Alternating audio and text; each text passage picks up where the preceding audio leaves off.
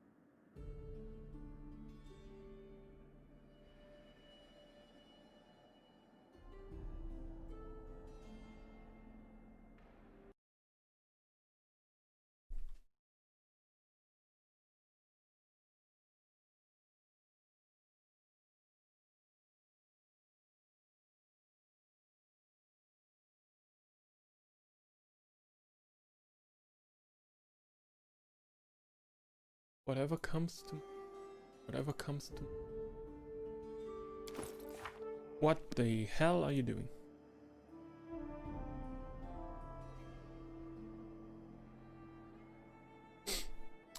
Big Mac with fries. City. Well, okay.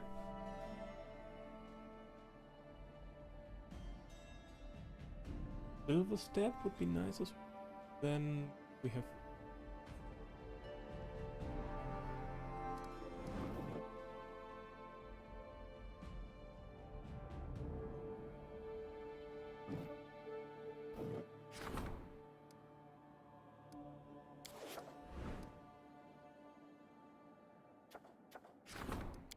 the art. Making friends.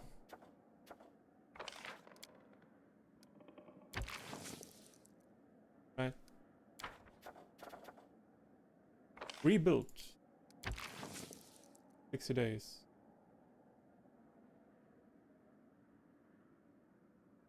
Rebuild the Temple of the Elk. Let's hope we can actually start this project. It's taking very long. A very long project, but hopefully it will pay off. And hopefully now at the start of this new chapter in the game, there won't be so soon anything coming up. Dividing my attention again.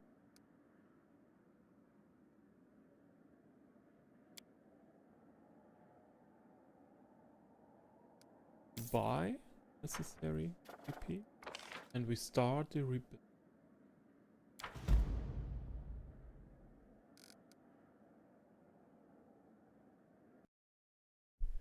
Research and all these curses. Oh man.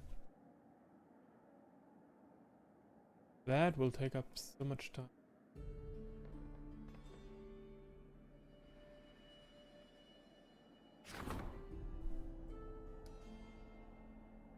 Provides 3 PP.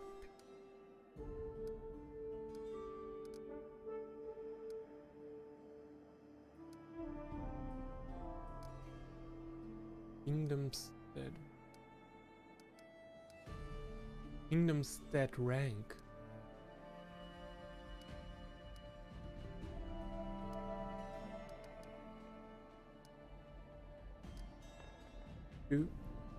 Ah. Okay. So it doesn't...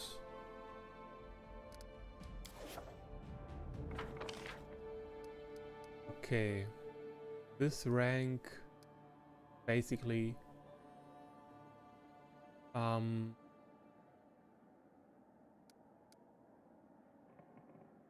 yeah, states just how much BP we get per week.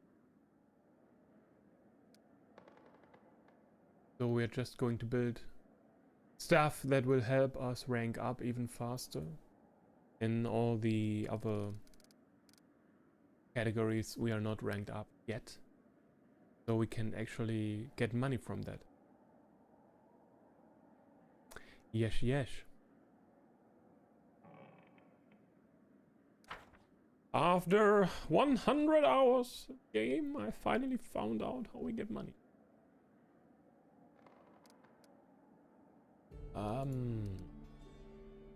Can we support the treasurer, but the treasurer is still occupied with this unfair prices. This will take some time.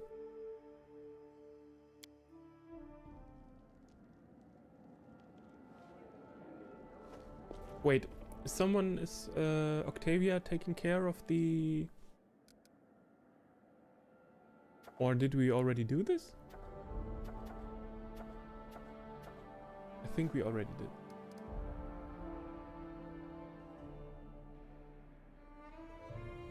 Okay. Then we are taking a look at the Sweet Thieves, artisans of the Camelands. Several famed craftsmen have expressed the desire to settle in the... We may want to establish a settlement there and visit it to meet them. Yeah, we visit the settlement at the Camelands, then we are going to visit Varnhold, and we also need to get a new job for our Sweet Thief gang, so they can set out new stuff. Yeah.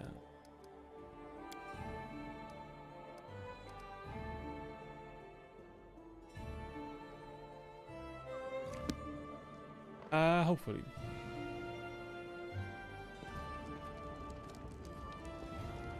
Let's go to our storyteller here. Storyteller brought some relics.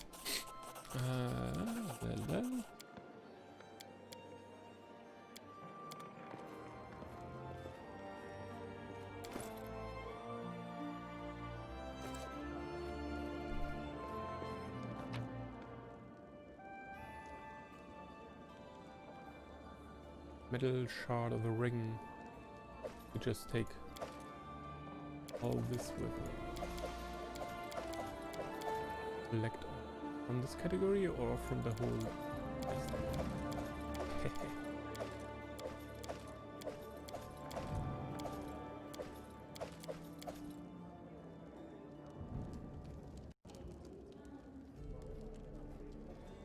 Where are you going? Storyteller!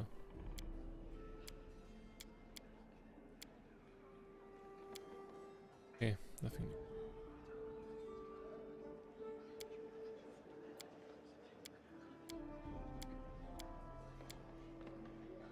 Restore the ring of reckless courage for me.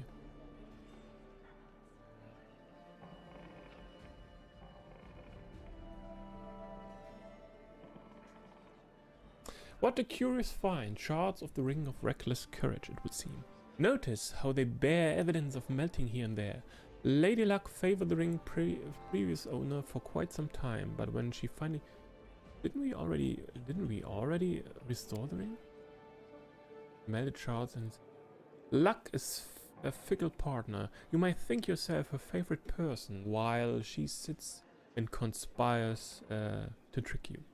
I will impart a remnant of my gift within this ring, so you may recall its story. May it caution you against recklessness, or perhaps inspire it. Choice, of course, is yours.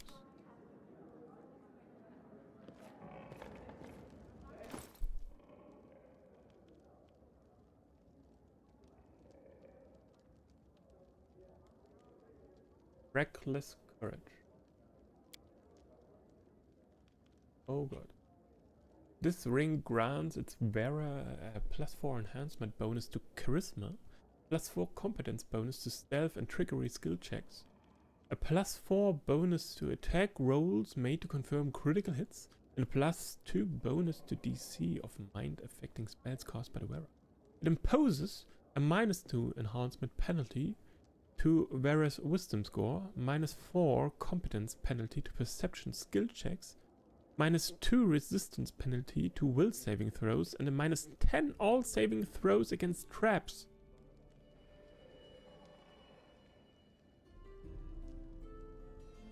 Whenever the wearer receives a critical hit, they become confused for 1d4 rounds. It actually feels like this ring has more downsides than upsides, really. Yeah. No wonder this ring was broken.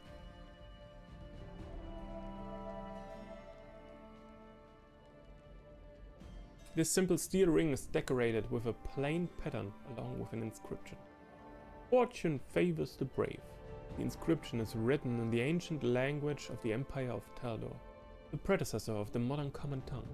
It's unknown when this artifact was crafted or by whom, but its last owner was a Taldan treasure hunter who was traveling through the Camelands with a group of like-minded daredevils. While exploring an ancient tomb riddled with traps, he came across a skeleton lying at the bottom of a pitfall, this steel ring on its bony finger. Once he realized it was enchanted, the treasure hunter put it on his finger without hesitation, and he didn't regret it. The artifact increased his vigor and confidence, and disabling traps seemed so easy he could do it with his eyes closed. The deeper his crew proceeded into the tomb, the hotter the air became, as though the adventurers were traveling through a giant oven. Ancient runes on the walls gleamed with red light. Spurts of flame shot from the floor and ceiling. Fire and elementals roamed the passage. More than once did his companions, tired and covered with burns, suggest turning back, taking a break, maybe resting and returning later with reinforcements. But the treasure hunter wouldn't listen. All these difficulties meant there must be real treasure hidden in the depths of the tomb, and he couldn't wait to get his hands on it. When the group entered the burial chamber, the door behind them shut tight, and pillars of flame began dancing around the hall. One of his companions pointed out at a crimson crystal welded into the lid of the sarcophagus. That must be the source of the energy fueling all the traps in the dungeon, he figured. It was possible to approach the sarcophagus carefully, to avoid the roaring flames and carefully remove the crystal. But our treasure hunter's plan was much more direct. Without thinking twice, he picked up a stone and hurled it at a crystal. The explosion was so strong it must have been heard in Numeria, where the tomb once was, had become a deep crater. The adventurers had instantly turned to ashes, and the shards of the ring were scattered all over the Camelands. It would be 1,000 years before a new daredevil would find them, restore the artifact, and put their luck to the test. No, thank you. No, thank you. I don't like this ring. I don't want this ring.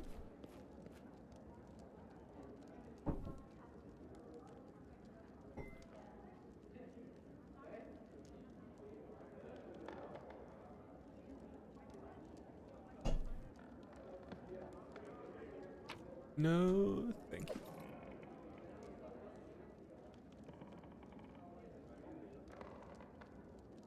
Okay.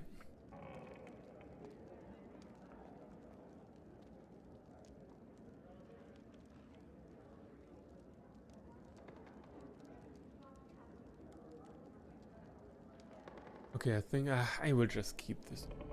I will just keep these pieces on me. They won't break my back, I hope. Main square.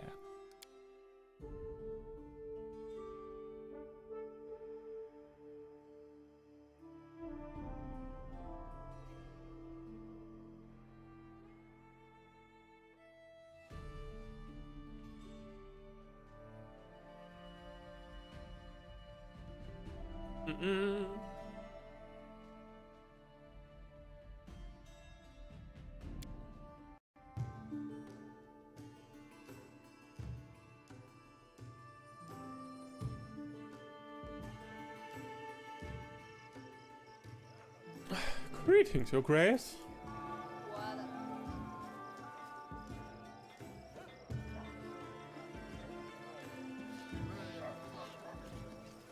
Azuf? Let's see what you have. Make an offer. We're going to...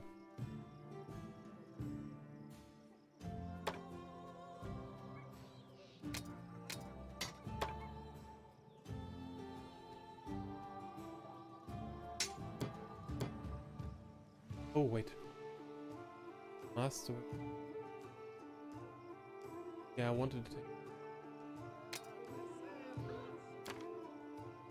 Oh, Inquisitor. And make use of it.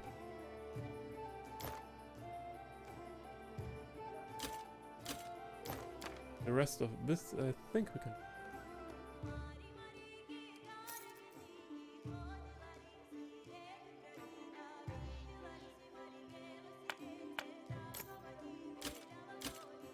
Oh yeah, right. I wanted to keep these.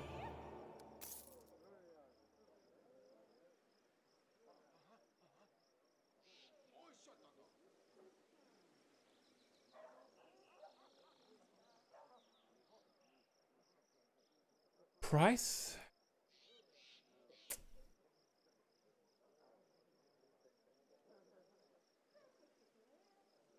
No new?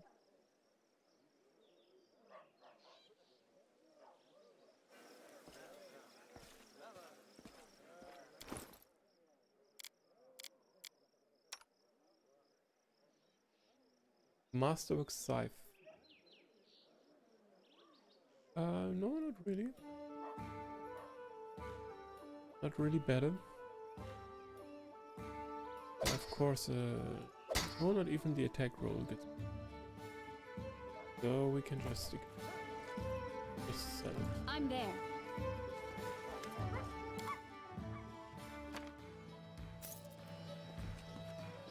So we're going to check for our Sweet Teeth gang. They are doing.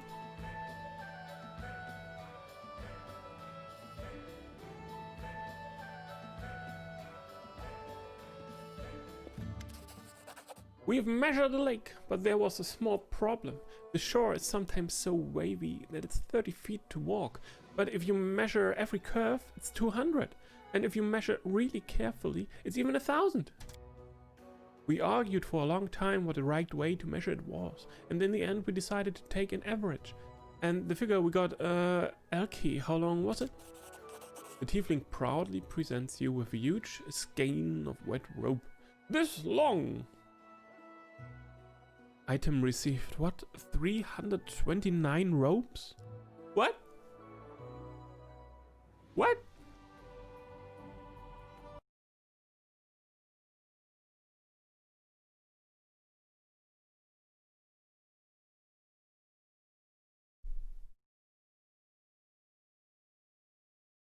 Holy shit.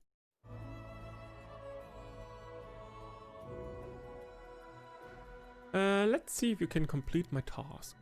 Order us to go to collect the moon from the sky. We can do anything.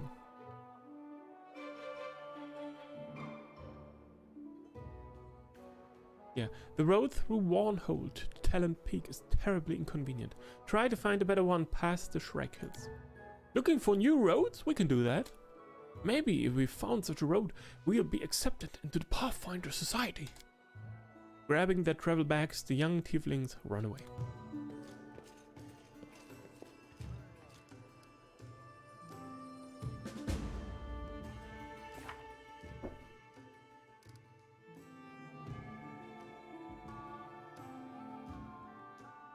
Baroness sent the Sweet Thief to look for a road to Talon Peak. I hope nothing bad happens to them along the way. Yeah. Oh yeah.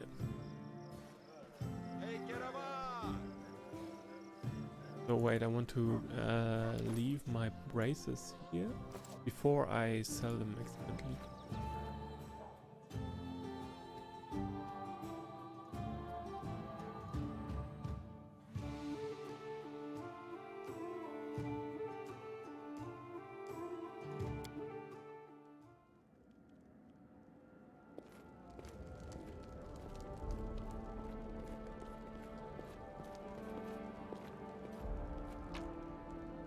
Yep.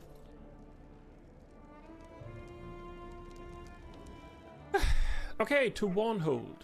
Let's go.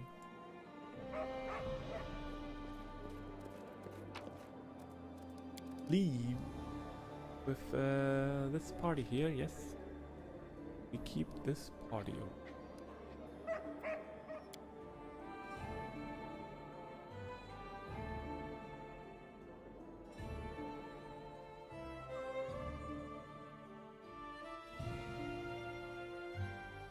Oh no, wait. Ah, yes. Yes, yes. Okay. So, save game. One hold. What the fuck? 2, 1, hold. Okay.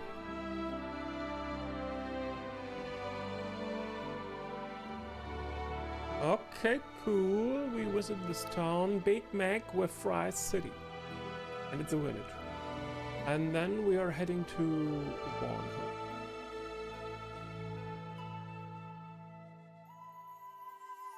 Probably this path is short.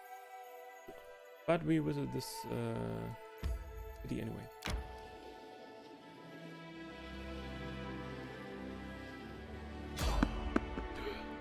There's someone on the road, get ready. Who's there?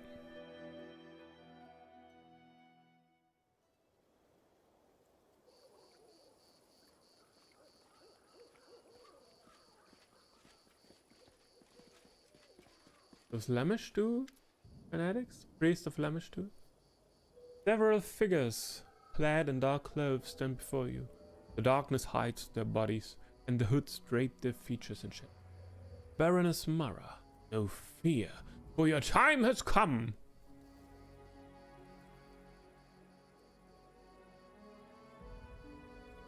Step back before you make me angry. Great Mother, ancestress of monsters, Lamishtu herself has called upon us to track you down and deal with you the way you deserve. In your pride, you have overstepped yourself and incur the anger of patroness of all dark and distorted. The priests of Lamishtu have their own paths, unknown to simple mortals like you. By interfering the cycle of worshipping and by making one of the goddess priests leave her sacred ways, you have forever covered yourself with shame in the eye of Lamishtu. For the persecution of those under the protection of our goddess, for your crimes committed against Great Mother, you are hereby marked in her eyes. The goddess herself revealed the punishment to her through nightmares. It falls upon us to curse the heretic who has wronged her. She is treacherous and spiteful, Mara. Think twice before dealing with her followers. Are you ready to bend before the will of Lamishtu?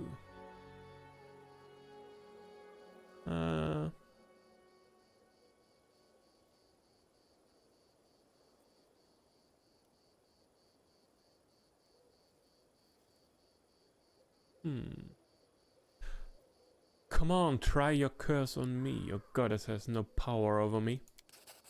Let the will of Lamishtu be done! Let her dark palm deform you! The cultist raises his hand and begins an incantation. A strange... Can't we just fight? A strange paralysis shackles your body, as if an invisible hand made of ice is gripping at your ribcage, trying to pry it open like a pair of double doors. You fight to breathe, and you feel your skin and muscles start to shift, stretch and twist.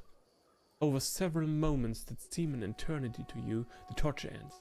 The paralysis vanishes as abruptly as it started. You touch your face, terrified, and understand it didn't change a bit, except for your skin, which seems unusually smooth under your fingers, as if it has become younger.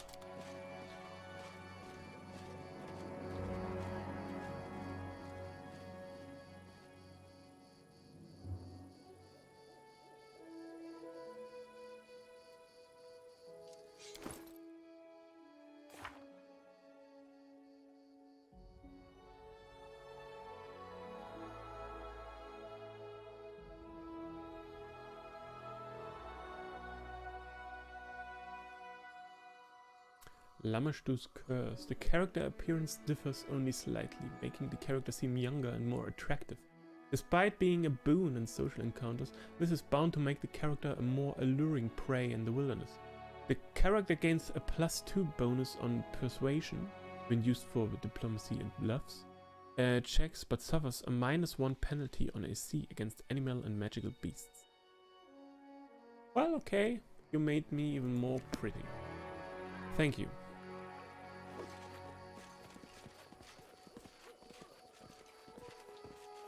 I will from now on live with this terrible, terrible curse of beauty.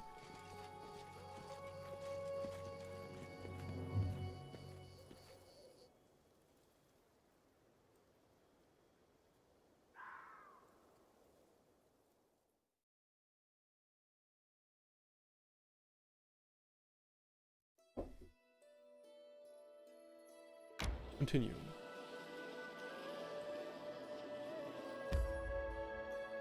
Enter.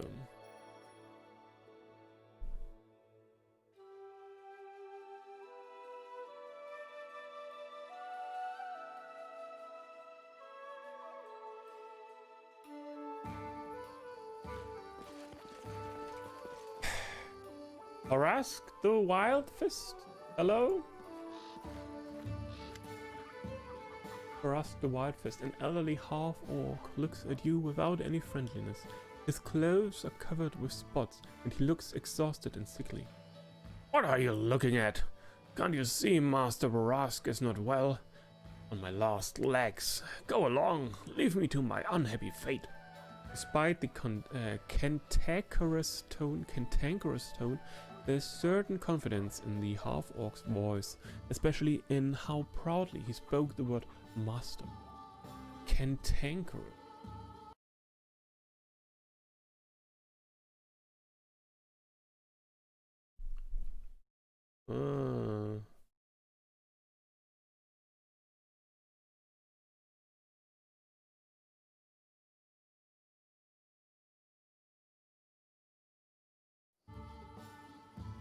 Okay.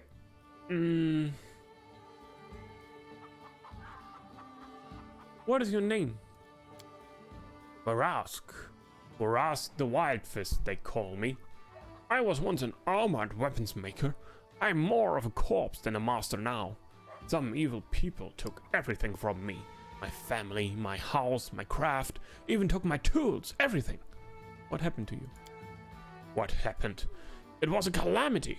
I was going about my business, then I fell ill, cut down by a fever.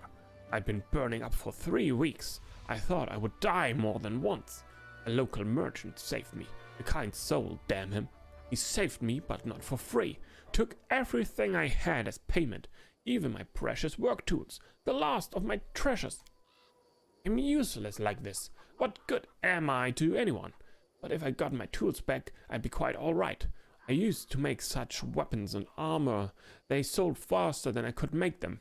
But without my tools, I'm useless. If you try to use a regular hammer to forge like I do, you just ruin a good thing. I'd bend the tongues and wouldn't make anything worth putting my name to. That trickster got everything I need. The half-orc pierces you with his angry eyes. Listen, I can tell you got money. Maybe you need an armorer? If you help me, I'll serve you. I'll make formidable weapons for you. Ones that just beg for enemy blood. But first, I need my tools back. I won't distract you from your woes. The half-orc harumphes brashly in response, but his eyes seem disappointed.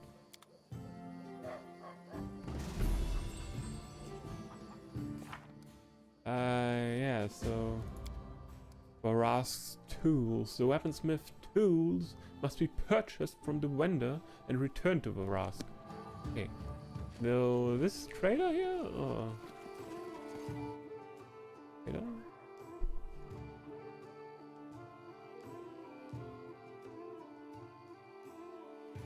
Harask tools, 50 gold, okay.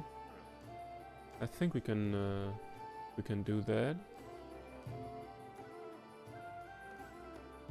Do I need actually any camping supplies?